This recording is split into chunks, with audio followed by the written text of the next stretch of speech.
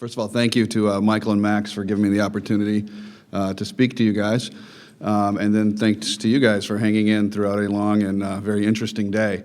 So I'm going to talk a little bit about behavioral economics in general and behavioral economics in healthcare in particular, and how we see the two coming together to really, hopefully, help the way that people think about themselves and their own health and make better decisions in the future.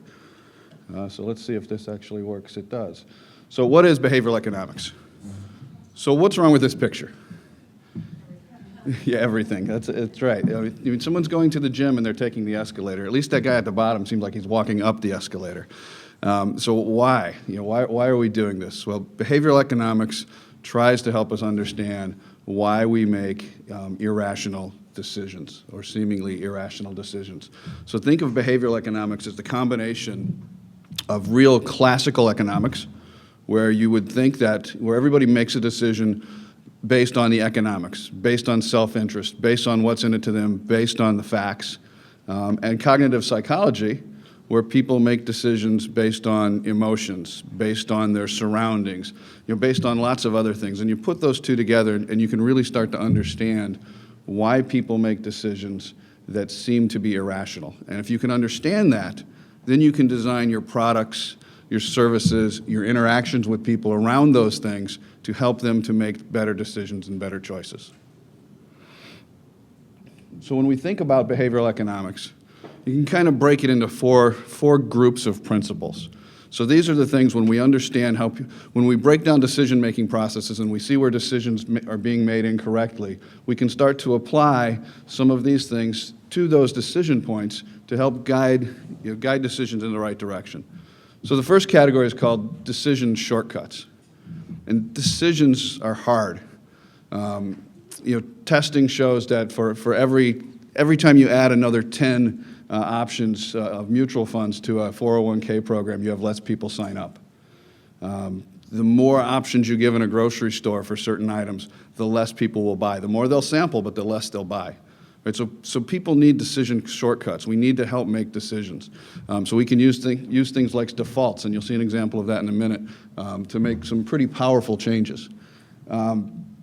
Value assessments, how we compare the value of one thing to another, and relative value, and how we want to avert, how we love free, and how can we use our love of free to help people make decisions. Now, I'm not sure that something like a free, colonoscopy, right, is going to go a long way, but you get the sense that free typically is a good thing.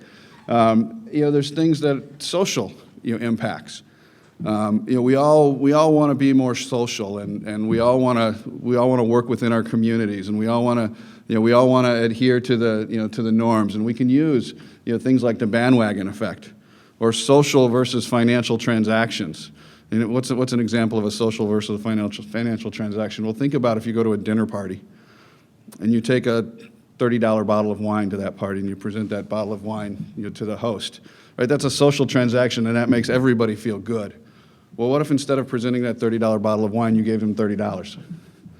Right? Suddenly that becomes a financial transaction, and it really puts a whole different demeanor on that dinner party, right? Because it's not a social interaction more. Pro bono lawyers, right? Would you rather be, if you're a lawyer, any lawyers in the room, would you rather do pro bono work, or would you rather do really, really low-priced work? Right? One's a social transaction, one's a financial transaction, and if you start to think about them in that way, it's pretty powerful. And then the final one is emotional impacts. We make a lot of decisions based on our emotions. Auctions are a great example of that. Right? Auctions are all about getting you into this hot state, right, and getting you emotionally tied to what's going on, so that you bid up and up and up, even though you probably don't really need sometimes what you're bidding on, but we get you into that state. So all of these things are tied to behavioral economics, and the more we understand about how we use these things, the more we can tie it to our healthcare and our behaviors, and the more we can influence the choices we make about our own lives. So just a couple of very quick examples here. Who's seen this chart before? I know some people have. Anybody who was in my workshop yesterday saw it, I know that. So this is, if you look at 6 different countries, this is their statistics for signing up to be an organ donor. Right? You can see the 3 on the left are very low. You can see 3 on the right are virtually 100%. You can see they're all continental European countries. Not a lot of difference between these countries. What drives that huge difference, right, in 20% or less and almost 100%? Any ideas? Opt out, exactly. It's the one thing, right? The ones on the left, you have to opt in to be an organ donor. The ones on the right, you have to opt out to be an organ donor. It's as simple as that, and that is a very, very powerful principle that you can use for lots of things. Another example. Who thinks this grill is expensive? It's a $5,000, $6,000, 6-burner barbecue. Feels pretty expensive, right? Okay. Let's go to the next slide, I hope. Do I need to point this at a particular location? There we go. So now, is it still expensive?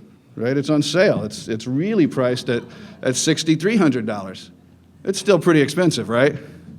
Well, how about now? How about when you compare it to the gold-plated, super deluxe $12,500 version? Right? Well, does it still feel pretty expensive? Well, it's still expensive, but not as expensive before. So does this really work? Right? So Williams-Sonoma, they came out with a bread maker. They charged about $150 for it. They put it on their shelves, and nobody bought it. Right? People compared the price of a bread maker to the price of a loaf of bread, and they said, well, why do we need this? Right? So nobody bought it. So then some smart, creative person at Williams-Sonoma said, you know what? We're going to create another bread maker. So they had the $250 version, which was exactly the same as the $150 version, but it had a timer. So people were able, and they set it right next to it. And they said, super deluxe bread maker, bread maker. And people were able to look at that, and they saw that the only difference was the timer. And they said, well, what's the relative value of a timer? It's not $100. And guess what happened to that $150 bread maker? It started flying off the shelves. Right? So when you give a relative choice and you let people make a comparison and you anchor certain things in their minds, once again, you can guide decision making. Last example, then we'll move on into healthcare specifics. Who uses Amazon Prime? Anybody in the room? I know a few people do, right? Why do you use it? It's fast. What else? It's free shipping, right? You pay your one-time yearly fee of $50, $75, whatever it is, dollars, and then everything you buy for the rest of the year, you get shipped to you free 2 days. Right? It's free, it's free, it's free. And Amazon has done a great job of advertising that and promoting that so well that about 1.5 years, 2 years after it launched, Amazon Prime customers were making up 20% of all Amazon volume, and they were spending about 150% more than what they'd spent in the past. Right? So we love free shipping. So why is this all important to healthcare? Well, I think everybody who's here knows we have some pretty serious problems in the healthcare system today. So I won't go through these in detail. I assume everybody knows most of this data. I'll pick out a couple that I find interesting. 34% of us, right, adults over 20 are obese, and that number is not going down anytime soon. Diabetes, it's going way, way up. This one is really scary to me, being the father of 3 young children. 1 of 3 children born today, if things don't change, will have diabetes in the future. I mean, that's a really scary and sobering fact right there. What else? Poor choices that cost us money. Just missing doctor's appointments. You're not showing up. Right? We don't, as an individual, we don't think about it, but it costs the system, lots of money. And the bottom one here, once again, the one that's kind of interesting and depressing all at the same time. According to the CDC, state and federal governments, spend a lot more, 1,000 times more, on the treatment of disease than the prevention of disease. And that's just crazy. We've got to change that calculation. Has anyone seen this study before? So Professor Ralph Keeney from Duke, actually, did a study published in, I believe it was the Journal of Operations Management in 2008, where he looked at all the deaths in the U.S.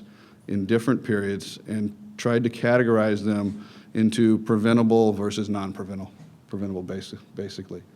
And he found in 1900, 5% of the deaths in the U.S. were preventable, right? Preventable because they were caused by personal choice. In 1950, that number had jumped to 20 to 25%. This is the data from 2000 where that number is up to 45%.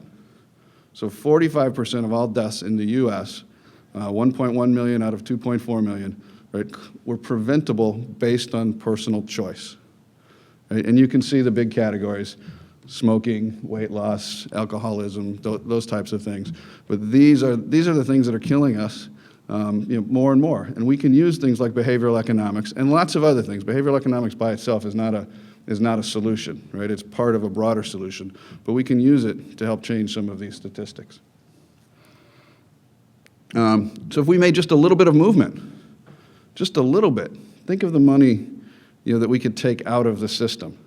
Just a little bit, 10 to 20% movement in some of these categories could take out, I think it's 12 to 13% of our current healthcare budget. That's a lot. So does this really work? And specifically, does it work in healthcare? So I've got a couple examples where it seems to be working. Now, behavioral economics as a science has been around for a while, right? Since the 60s. Behavioral economics applied to healthcare is still fairly nascent. So a couple of examples here. So if you think about emergency department visits, 10 to 20%, right, are typically classified as non-urgent, non-necessary. You could have gone somewhere else. The cost of the system for that, somewhere between $6 and $20 billion, depending on whose estimate you believe. And the important thing is universal coverage, so giving everybody insurance, while a good idea, right, does not appear to be the answer for reducing non-necessary emergency department visits. And if you look at Massachusetts in particular, when they implemented their universal coverage, they did not see non-necessary ED visits go down. They actually saw them go up. So how can we start to drive these things down? So one of the large national payers did a test. So they looked in a particular area, and I'll get to that in a second, and they said, well, we have an unusually high rate of emergency department visits in our Medicaid population. And the hypothesis was, if we have better proactive outreach, if we talk to people when they're leaving, if we give them the understanding of the choices that we have, if we can use some of these behavioral economics principles to guide them in different ways to different places, right, then we can actually reduce the number of visits that they have. Makes sense, right? So they did a 5-month test, and in the months prior to the test, there was an average of 593 visits per 10,000, and this was in Evanston, Indiana. In the 5 months of the test, right, that number dropped by 19% to 479 on average per month. That's a huge change, right? 19% is a big change. Imagine applying that to larger populations. Right, so in this case, it works. Is it sustainable? It should be sustainable because this is a low-cost alternative. There's not a lot of overhead, right, in providing this type of service. Another thing that we've recently started to see, we talked a little bit about relative choice and how hard it is to make decisions. Well, as we move into the world of health insurance exchanges, right, it's only going to get tougher. Because there's going to be a lot of different options. They're going to be hard to tell the difference between. So what health insurance companies are starting to do today is use behavioral economics to better frame choices to their potential members in a way that makes it easier. And you can see the example here. It's from a Blue Cross Blue Shield plan, where after you've done a basic questionnaire, they show you 3 different plans. They show you the price of each of them so you get a relative feeling for them, and then they tell you which one, they give you the default, right, the one on the left, which one we think is best for you. And their goal here is not only to get members today, but to make this long-lived enough so that when it comes time for health insurance exchanges, that you've made your choice to go with, in this case, this particular organization long before you've ever reached the exchange. Right? Because once they get to the exchange, then it's fairly commoditized. Who's ever used stick.com? One person. Stick.com is it's a very interesting website, and I'll give you a quick example of how it works. So the whole premise is you have a goal, you have an objective that you want to meet. So me, I want to lose 20 pounds over the next 6 months. So I go create what's called a commitment contract. And I write a contract with this website that I'm going to lose 20 pounds over 6 months, and if I don't, here's my credit card information, and here's a charity of my choice. You can send 100, 200, 500, whatever it is you want to that charity. And then I sign up, if I want to, I sign up some coaches who can monitor my weekly progress towards my goals, and they can send me emails and encourage me and all that. But at the end of the day, if I don't reach my goal after 6 months, then that money that I've committed goes to whomever I've committed it to, whatever charity. The interesting thing, so you say, so what? I lost 15 pounds and $200 goes to my favorite charity. It's not a bad deal, right? The interesting thing that they found is if you actually pick a charity or an organization that you really don't support, then your odds of meeting your goals go up, right? So pick somewhere that you don't want the money to go to, and you might be more successful. It's interesting and counterintuitive. So the future. So this is a conclusion. So what's the future hold? So in my mind, so once again, thinking that behavioral economics is just part of the solution. There's lots of moving pieces in healthcare. But we think that behavioral economics can and will be used as a means to really drive consumers, patients, right, into specific treatment regimens in a better way than we do today. We think that behavioral economics can reduce and control costs, right, in a big way. We saw the ED example. We just have to do those on a much, much larger scale. Behavioral economics can certainly influence personal choice, right? We've seen that in other consumer markets for years now, and now we have to get smarter about how to apply those to healthcare. Definitely, if you think about population health and you think about the power of community and the exponential power of change, using behavioral economics, in that light, could offer a wealth of opportunity. And then finally, this is more mundane, but as you think about health insurance exchanges, right, and many of us, ultimately will be individual buyers of insurance, right? You'll see lots of use of behavioral economics prior to and during your purchase process, through an exchange. So I think if we open our eyes and we look around, we'll see a lot of behavioral economics today. We're going to see a lot more in the future in healthcare. Thank you.